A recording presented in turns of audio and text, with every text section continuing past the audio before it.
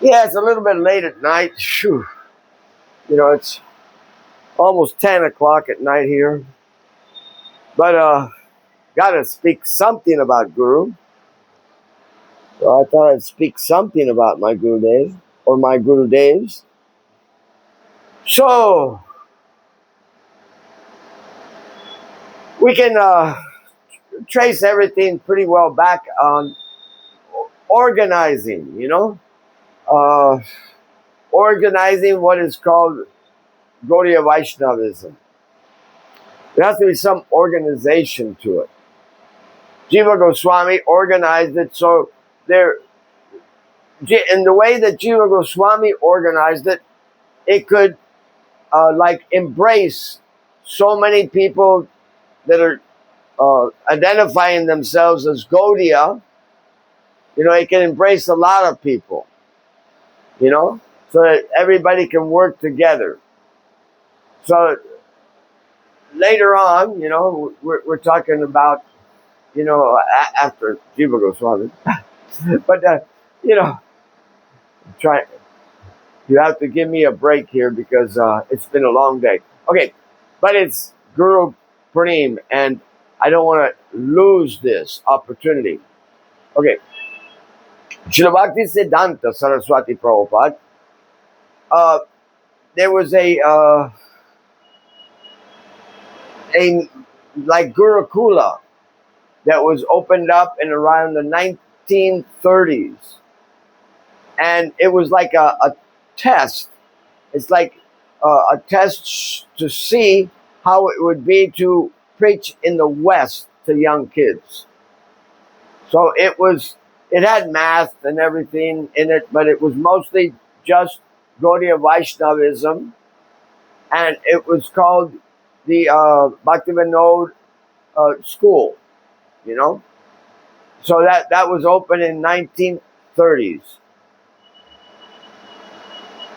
And it was opened up in the manner of a hostel, Okay, so at that point, Bhakti Siddhanta Saraswati Prabhupada, he left in 1937, but around this time, now that he has opened up a school to teach young kids, and he's looking at the kids on how they're interested or not interested, it's given them a good vision of what the youth are going to do in the West, how the youth is going to, react to Krishna consciousness.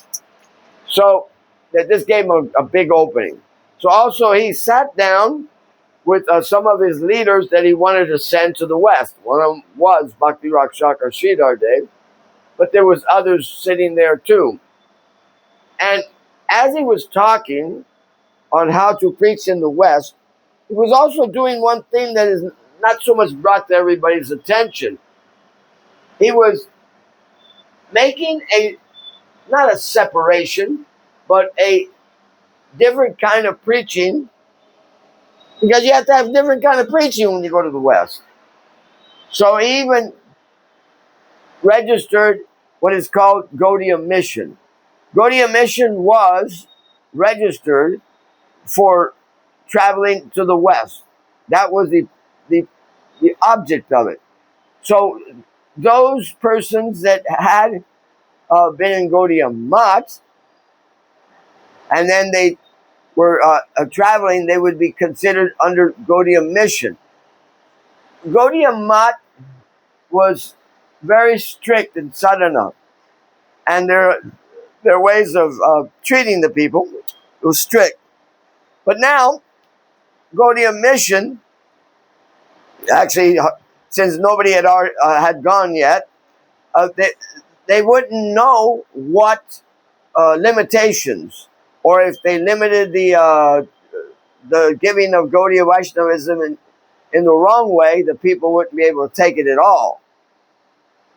So he wanted these two, and he didn't want the Gaudiya Mat to interfere with the way of preaching, the way that Krishna consciousness was going to be. He knew for sure that Krishna consciousness had to be presented in a different way to the West. That's all there is to it. It had to be approached in in a certain way. So he sat down one time with his people that he wanted to go, and he talked about and he talked about making a hostel. Yeah, just as he had done with the young kids right there, and he had seen their reaction and how happy they were. So now he says, okay, let's do this to the West. He didn't talk about going to see ministers and big heads and this and that and the other. He talked about opening a hostel. Just go and open a hostel. Now uh, there's a poem written by Srila Prabhupada before he took sannyas, where he notes that calling together and how Bhaktisiddhanta talked. You know how he was telling these very strict, and I mean very strict, disciples of his to go open a hostel up, and then one of them all of a sudden said, "But Gurudev, you open a hostel up in a Western country, they're going to want to eat meat." And very calmly he says, "Yes, but just bring it from the outside." And he also made another, because he hasn't done it yet, but he knows there has to be some not abrupt thing that you come in and you see deities and everything. So he says, you keep the altar small and you keep it in the back. And if you see interest in the young persons, then you take them to that place. So the approach of preaching was not the same approach what Gaudiya Math was doing. So this is the reason why he calls it the Gaudiya mission. And those who were traveling, he was giving them the right to decide exactly how they should act. You know, you decide, because the atmosphere of preaching, you're seeing it, we're not seeing it. So you decide how to approach, how to present Gaudiya Vaishnavism. And he also made this division between Gaudiya mission and Gaudiya Math, so that the Gaudiya mission would not feel that the Gaudiya Math has to accept their preaching. Because it doesn't. It doesn't have to accept. It doesn't have to understand. It doesn't have to accept. Gaudiya Math can stay as strict as they would like without, you know, any problem. Whereas the Gaudiya mission would have to like bend the rules, stretch the rules, just to get the Hare Krishna mantra to the people. That was the most important part. So, from my point of view, Srila Prabhupada was in that Gaudiya mission spirit. He didn't know what he was going to have to do, but he knew that he had to do something. So now, let's see. Gaudiya Math, strict behavior. Gaudiya mission, preachers with more. Okay, now the next point is that Bhakti Siddhanta. You think? Oh yes, Srila Prabhupada mentioned. Actually, a friend of Srila Prabhupada mentioned on an occasion that while Prabhupada was in Radha Damodar, when Prabhupada was in Radha Damodar, his guru appeared to him. You know, and the way it happened is it was in the June. June time is, like hot here. Anybody knows it's a really hot time. So in this hot time, Srila Prabhupada in the morning had given flowers to his guru. So in the hot time, you would think the flowers would have withered away. So here it was at night, and Prabhupada was sitting, translating, and all of a sudden he heard his guru, because he could hear Abai, Abai, or Abai. So, of course, he goes out into the courtyard. Back then, the courtyard was totally open. It wasn't with roofs and everything as it is now. It's totally open. So when he came over to his guru's samadhi, he gave obeisances, and a flower came down and hit his head, and the flower was as if it was fresh like anything. So he was just amazed at that. And then the only thing he told him is, "What are you doing?" And then Prabhupada, is understanding that my Gurudev is a little upset, and he says, so I can't remember all the conversation, but all of a sudden, Srila Bhakti Siddhanta, he understood now how the young people were feeling in the West. So he gave this to Srila Prabhupada, the feeling of what the Westerners were at, So he said, they are crying for you. This is what he's told them. They are crying for you. They are crying for Krishna consciousness, So at that point, Prabhupada said, I better just go to Calcutta, make sure everything's being printed and everything, and go to Bombay and get my ticket. And also, he I remember he told them that the ticket's already there. It's there. You just have to find it. It's already waiting for you. So then that was a serious point. Now, if somebody looks into this, they'll find out that the person that was like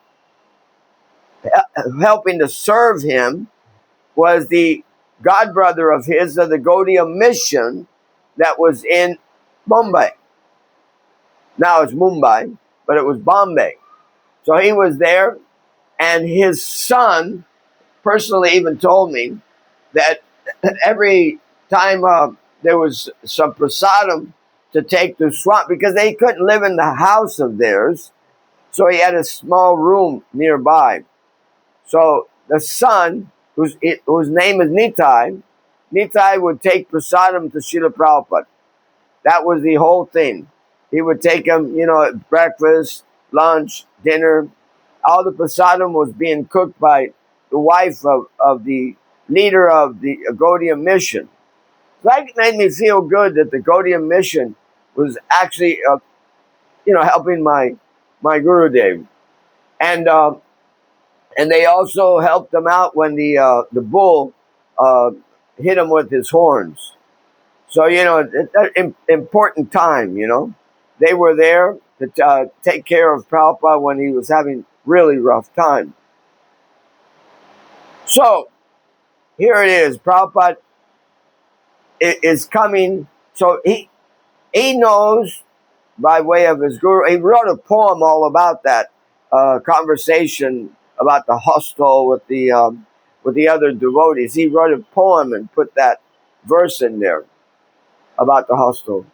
So, he already knew, okay, I am going to have to adjust everything. When I get to the West, there has to be some adjustment in everything. So I'm ready.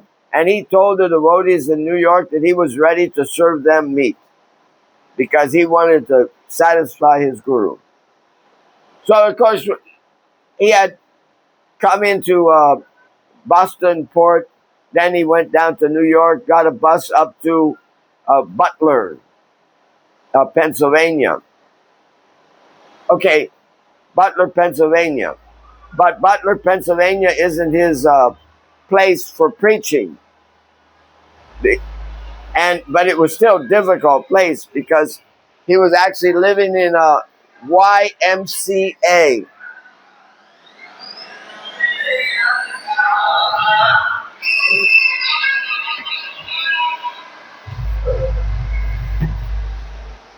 Late at night, one of these guys was their DJ. The guy that's down there with that DJ, he knows me. I threw him in his truck one time. He had too much of a vibrator, and your whole room was vibrating. So I went down there and I called the police and I showed him. I had the police on the phone, and I just took him and I threw him into his truck. Well, I'm not going to do it this time. Yeah. So, so here we are. Prabhupada goes to Butler. Okay, they're treating him nice and everything, but it's not where he feels like he should be. He feels like he should satisfy his guru and go where the young kids are. So when he came in to, he comes into Boston, pier number 5, and then after coming to pier number 5, they go down to New York, and then he comes into New York, and he gets off, and he sees New York City, because to go get the bus up to Butler, Pennsylvania, you have to walk through the city, and you see how everything's arranged. So he remembers that there's so many people in New York City, I better get out of this Butler, Pennsylvania. And it was the cold time, too. And I'll tell you one thing, Pennsylvania is cold. That's cold area. So here he was.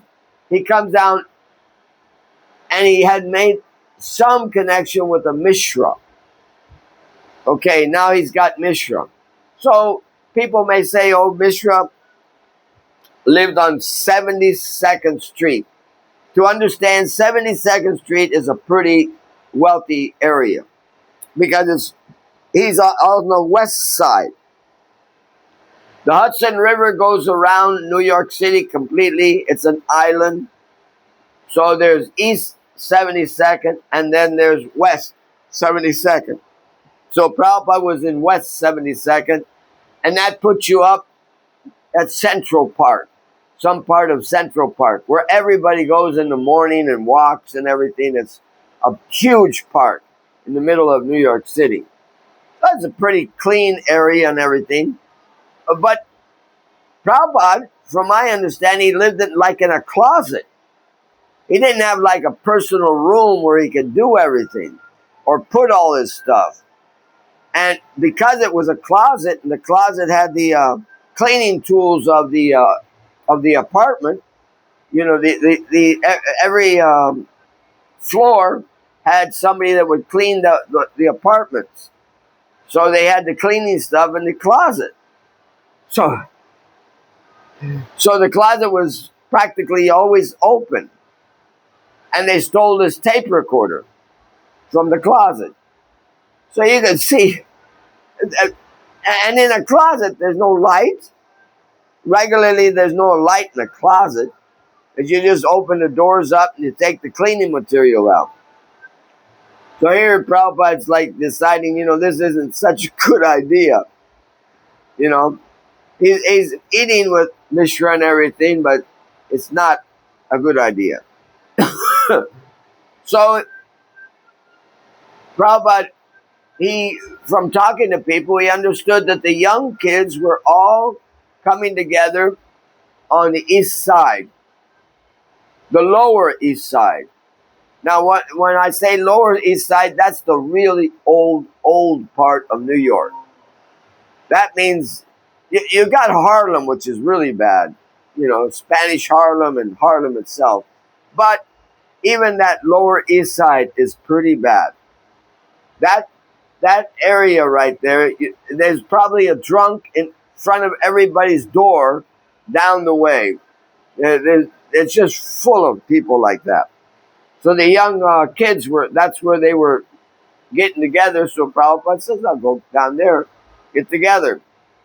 So Prabhupada's praying like, how should I approach this, So all of a sudden, Dennis, there's a person by the name of Dennis. He took Prabhupada to his place where he was living.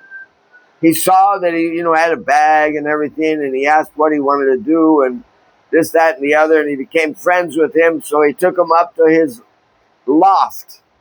Now, a loft is not really an apartment. A loft is like above all the other stairs, all the other floors, the loft is the last. And sometimes it's like angled at, the roof is not flat, but it's angled. So in a loft, you got part near the wall where you can't even stand up, and then you got part in the middle where they had a refrigerator and things like that. So he was here there with Dennis and his girlfriend. Almost everybody had girlfriends, not wives. So they had, and his wife, his girlfriend, wanted to take care of puppy dogs. So she had all these puppy dogs up there. So you can imagine. And in the refrigerator, there was the beer, there was everything was in there. So, but Prabhupada was all right with that. But all of a sudden, one day, Dennis took some drug during the day. He took a heavy drug, eyes dilated, looking like so demoniac, and breathing strange and everything. And that was it. Prabhupada says, I have to leave. To himself. He didn't tell Dennis. He just said, I have to leave and I have to leave. So he packed his bags up, which weren't much, and then he went down the stairs, and it is said that, here he is at the bottom of the stairs. He doesn't know whether to turn right or left or to go across the street straight. So he's just standing there, and then all of a sudden, Krishna sends a person by name of, I think his name was Mark, became Mukunda. So Mukunda is there, and then he tells him about a place. So he finally takes him to a place at 26 2nd Avenue, Matchless Gift. Now finally he has a place. So I'm telling this because this did not happen to all the different Gaudiya sannyasis and everything in India. And they would not even be able to imagine this happening. They wouldn't even be able to imagine. Now, just to go back to Dennis, just so we don't think that Dennis lost it all. In 1990, let's see, I'm trying to remember. I was in Padayatra, I was down in Belize. It was 1991 or 2. Yeah, 1 or 2. 1991 or 2. Yeah, that's how it was. And I went into Belize, and it was Gaur Purnima was coming up. And here we are in Belize, Gaur Purnima is coming up. And then this person comes up, opens the door as if it's his house, walks in, sees that if there's an altar, sees the pictures and everything that we're using. The sannyasi called Shant Maharaj, that's a sannyasi Bhaktivedanta Shant Maharaj. He was living there with his family back then. He was the one in charge of that place. So he walks up, gives obeisances. This is, from I'm talking about from 1965 to 1991 or 2. Here this person comes in, gives obeisances, says all the mantras, and then I just looked at him and I says, who are you? And I was stunned, And then he says, my name's Dennis. And practically speaking, I started crying. And then he just looked at me and says, I never forgot Prabhupada. So all those years, he'd never forgotten. But he wasn't just a regular man in the East Side. He was one of the organizers of the Rainbow Company. The Rainbow Company, they were hippies that would organize big festivals. And they organized them all over the place. So he had come to Belize to organize a festival because it's wintertime in America. Better do a festival where it's nice and warm. So they were doing a festival in Belize, and he was there to organize it. I was so happy to hear from him. So happy. So here we are. Now let's get back to 1965 and everything, where Prabhupada comes to the United States. Now, around 1965, 1967 is when Srila Prabhupada established what is called the Ritvik system. Now, this is another thing that was done by him that would not be understood by the Gaudiya Math, because they wouldn't have to do such a thing. And this is 1967, and 10 years later he left this planet. So in 1967, what he had established already a place in New York, and he was establishing a place in San Francisco, and also some devotees were going to go to London. So now you see how the whole thing's developing, and you see that the communications at that time were very difficult. Not that you have a mobile and everything, it was very difficult. One time I was in Delhi in the 1980s. Yeah, I think it was 80s. And I went downtown just to make a phone call to Costa Rica. And it took me at least 3 hours to put the phone call through. And the lady asked me, "Is Costa Rica in Africa?" And I said, "No, it's in Central America." And so they didn't even know where Costa Rica was. Of course, you don't know all the countries. So, so you can understand that there was very little communication. So what initiated, why did Prabhupada give Ritvik? Why this feeling of Ritvik? Actually, they were calling it empowerment. He was empowering somebody. And he was empowering somebody who wasn't actually qualified. And that is Ritvik. But this is Ritvik in the sense of Bhakti Yoga. Yeah. So he had been doing the process of empowering. Purnima was about probably the most empowered person. He would give a name, a spiritual name to a person. He would chant on some beads and tell Purnima to go and give it. Or he would tell him, "You mail this to such and such and tell that president of the temple to give initiation." That's how I got my Harinam. Rupanuga gave me Harinam in 72. So Rupanuga was Ritvik representative of Srila Prabhupada. And he came and gave me the name Shonaka Rishi. And I asked him, how did Prabhupada come up with that name? And because I was really anxious to read Bhagavatam all the time. So he had told Prabhupada that this devotee, he's always trying to read Bhagavatam. So he said, let's call him Shonaka Rishi. So here it is, 1972. I'm getting a Ritvik initiation. If I was anywhere to criticize Ritvik or the process of Ritvik, it'd be foolish. My first initiation was Ritvik. And Srila Prabhupada, when I saw him in San Francisco, because I had been preaching so much in Central America, I was deported, and I went to San Francisco Rath Yatra. But when I walked in and everything, the sannyasis there, Satsarup Maharaj, and them, and Hridayananda Maharaj, and others, they looked at me and said, "Prabhupada's been trying to give you Brahman initiation for so long, but we don't know where you are."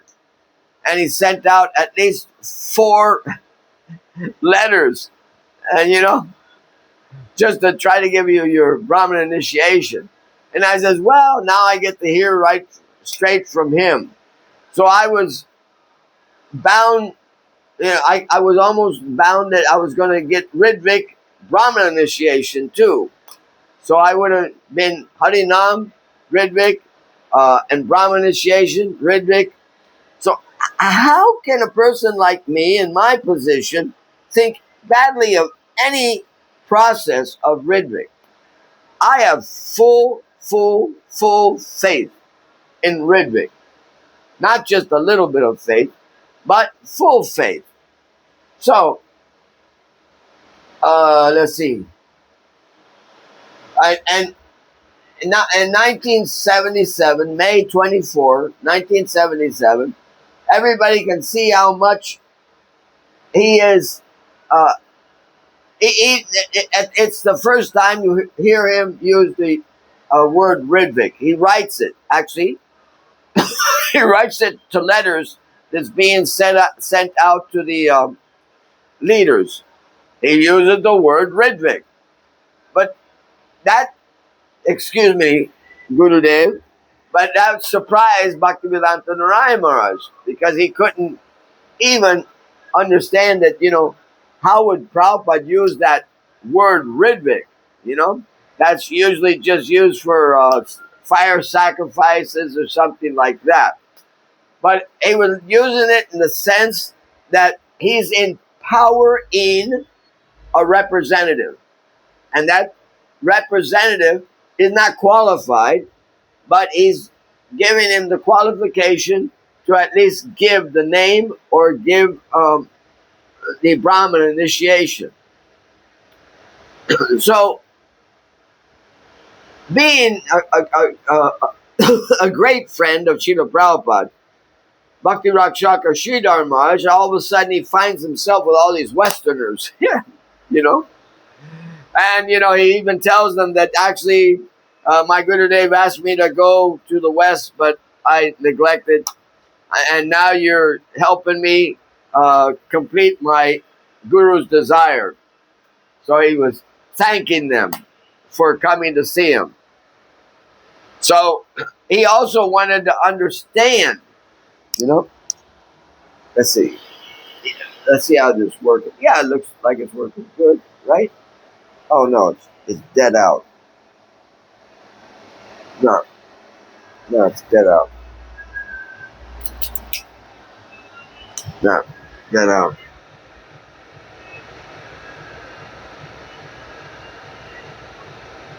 Yeah, it's all right. If you keep on moving, I don't mind.